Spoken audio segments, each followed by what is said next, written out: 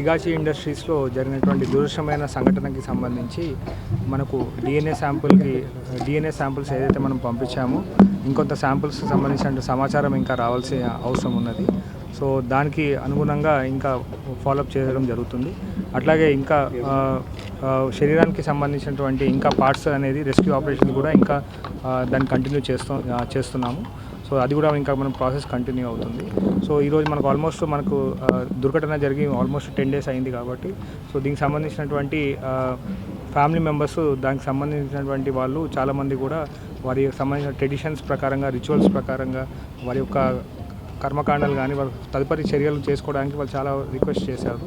So దాని ప్రకారంగా వారి కోరిక మేరకు, వారి అభ్యంతరం మేరకు జిల్లా మంత్రి గారు, జిల్లా కలెక్టర్ గారు, ఎస్పీ గారు కంపెనీ వాళ్ళతోటి సంప్రదించి వారికి వారి స్వస్థలాలకు వెళ్ళడానికి ఇమీడియట్ ఎగ్జిగ్రేషియా కింద వారికి ఒక 15 లక్షల రూపాయలు కంపెనీ తరఫున, అట్లాగే 10,000 రూపాయలు వారికి ఇంటికి వెళ్ళడానికి చేరుకోవడానికి కావాల్సినటువంటి సదుపాయాలు ఈరోజు వాళ్ళకి ఈ 8 కుటుంబాలకి కల్పించడం జరిగింది.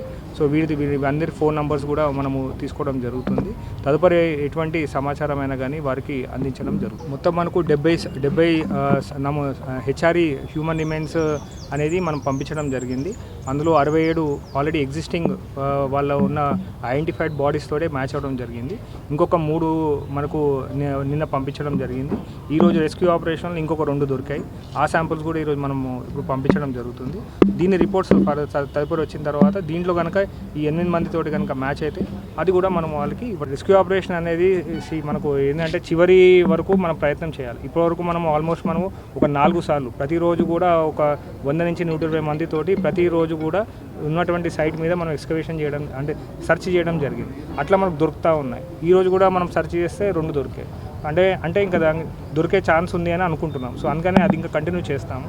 సో అందుకనే ఇప్పుడు ఏం చేస్తున్నాము అంటే వీళ్ళకి మనకు ఇంకా ట్రేస్ అవుట్ కాలేదు. సో ట్రేస్ అవుట్ కాని పక్షంలో అన్లెస్ మనకు కన్ఫర్మేషన్ వచ్చేదాకా కూడా వీళ్ళని ట్రేస్ అవుట్ కాలేదనేది దీని యొక్క సమాచారం. సో తదుపరి వీళ్ళకి ఫ్యామిలీ మెంబర్స్ కూడా మనము ప్రభుత్వం ఇచ్చినటువంటి మన గవర్నమెంట్ ఇచ్చినటువంటి కాంపన్సేషన్ అమౌంట్ ఎంతైతే ఉన్నదో దానికి సంబంధించిన అష్యూరెన్స్ వాళ్ళకి ఇచ్చుకుంటూ ఇప్పుడు వెళ్ళడానికి వాళ్ళ కుటుంబానికి ఆసరాగా నిలబడడానికి ఇంకా రానున్న నెక్స్ట్ ఇంకా నెల కానీ ఇంకా ఏదైతే ఉంటుందో ఆ టైం పీరియడ్ ఎంతైతే ఉంటుందో ఆ టైం పీరియడ్ వరకు భరోసా కల్పించడానికి కంపెనీ తరఫున మనకు ఒక 15 లక్షల రూపాయలు వారికి ఇవ్వడం. సో ఈ డెత్ సర్టిఫికేట్స్ అనేది ఇప్పుడు మనకి ఫర్దర్ ఏదైతే రెస్క్యూ ఆపరేషన్ ఫస్ట్ పూర్తి అవ్వాలి. రెస్క్యూ ఆపరేషన్ పూర్తయిన తర్వాత మళ్ళీ ఏదైతే మన డిఎన్ఏ శాంపుల్స్ ఉన్నాయో దానికి సంబంధించిన ఫైనల్ రిపోర్ట్ రావాలి. సో ఇట్ మీన్స్ అది వచ్చిన తర్వాతనే మనం దాని గురించి మనం డెసిషన్ తీసుకోగలుగుతాం. సో దానికి సంబంధించినటువంటి లీగల్ ప్రాసెస్ ఉంది. మన చట్టంలోనే మనకు ఏముంది అని అంటే ఒక మిస్సింగ్ పర్సన్ కానీ, ట్రేస్ అవుట్ కాని పర్సన్ కానీ ఎవరైనా ఉంటే కనుక 7 సంవత్సరాల వరకు వారిని మనకు ఉంటుంది ఎఫ్ఐఆర్ ఫైల్ చేసి వెయిట్ చేయాల్సి ఉంటుంది. కానీ అది నార్మల్ సర్కమ్స్టెన్సెస్లో, ఇది ఎక్స్ట్రాడినరీ సర్కమ్స్టెన్సెస్లో డిజాస్టర్ అయింది కాబట్టి దీనికి సంబంధించినటువంటి లీగల్ ప్రాసెస్ అనేది మన గవర్నమెంట్కి పంపించి మనం అనుమతి తీసుకోవాల్సి ఉంటుంది. సో అది మనము పంపించి దాన్ని త్వరగా పూర్తి చేసుకొని ప్రక్రియను కొనసాగిస్తాం. సో పరిశ్రమలో ఇచ్చినటువంటి బయోమెట్రిక్ అటెండెన్స్ దాని ప్రకారంగానే వాళ్ళు ఇచ్చినటువంటి అటెండెన్స్ ప్రకారంగానే కంపెనీలో మనకు 143 మెంబర్స్ ఉన్నారని మనకు సమాచారం వచ్చింది. సో దాని ఆధారంగానే ఈ మొత్తం ఇన్వెస్టిగేషన్ అనేది చేయడం జరిగింది. సో వీళ్ళందరికీ కూడా మనకు ఆల్రెడీ గౌరవ ముఖ్యమంత్రి గారు స్వయంగా ఇక్కడికి రావడం జరిగింది. సో సార్ కూడా క్లియర్గా చెప్పడం జరిగింది.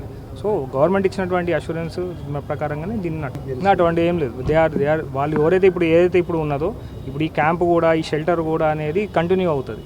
ఇప్పుడు వాళ్ళకు కూడా మనము 3 ఆప్షన్స్ ఇచ్చాము. సో వాళ్ళ స్వస్థలాలకు వెళ్ళాలనుకుంటే వారికి ఈ కాంపన్సేషన్ ఇది మినిమం ఎగ్జిగ్రేషన్ అమౌంట్ తీసుకొని వారు వెళ్ళవచ్చు. లేదు సార్ మా కాంపన్సేషన్ ఇక్కడే ఉంటాము, మాకు తెలిసేదాకా కూడా ఉంటామంటే వారికి ఈ షెల్టర్ ఇక్కడ రీహాబిలిటేషన్ సెంటర్ ఉంటుంది, వాళ్ళు ఇక్కడ ఉండడానికి అవకాశం ఇవ్వడం జరిగింది. లేదు సార్ మేము అక్కడ తీసుకొని అయినా కానీ మేము ఇక్కడ ఉంటామన్నా కానీ ఆ కాంపన్సేషన్ ఇచ్చి కూడా ఇక్కడ వారికి ఉంచుకోవడానికి కూడా అన్ని వసతులు ఇక్కడ కల్పించడం జరుగుతుంది. సో వారి ఇష్టం మేరకే ఇది ప్రయత్నం అనేది జరుగుతుంది. Hi everybody, this is Kireeti Damaraju. Like, share and subscribe to Saira TV.